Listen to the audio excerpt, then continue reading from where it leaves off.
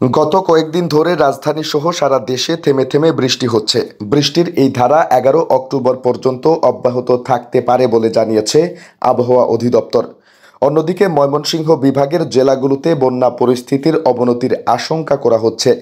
আবহাওয়া অধিদপ্তরের পূর্বাভাসে বলা হয়েছে, মৌসুমী বায়ুর অক্ষ বিহার পশ্চিমবঙ্গ হয়ে বাংলাদেশের মধ্যাঞ্চল পেরিয়ে আসাম পর্যন্ত বিস্তৃত এবং এর একটি অংশ উত্তর বঙ্গোপসাগর পর্যন্ত প্রসারিত হয়েছে। মৌসুমী বায়ু বাংলাদেশের উপর সক্রিয় এবং উত্তর বঙ্গোপসাগরের উপর প্রবল অবস্থায় রয়েছে। আগামী 24 ঘন্টার মধ্যে বাংলাদেশ ও উত্তর বঙ্গোপসাগরে একটি লঘুচাপের সৃষ্টি হতে পারে।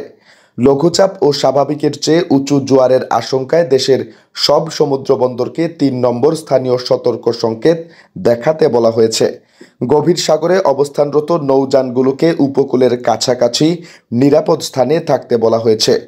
আবহাওয়া অধিদপ্তরের আবহাওয়াবিদ শাহিনুল ইসলাম বলেন, মৌসুমী বায়ু বাংলাদেশ থেকে বিদায় নিচ্ছে।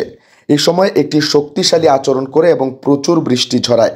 আবহাওয়াবিদ মোস্তফা কামাল পলাশ বলেন, ময়মনসিংহ বিভাগের শেরপুর ও নেত্রকোনার ভারতীয় সীমান্তবর্তী উপজেলাগুলোতে ভারী থেকে খুবই ভারী বৃষ্টির আশঙ্কা করা যাচ্ছে।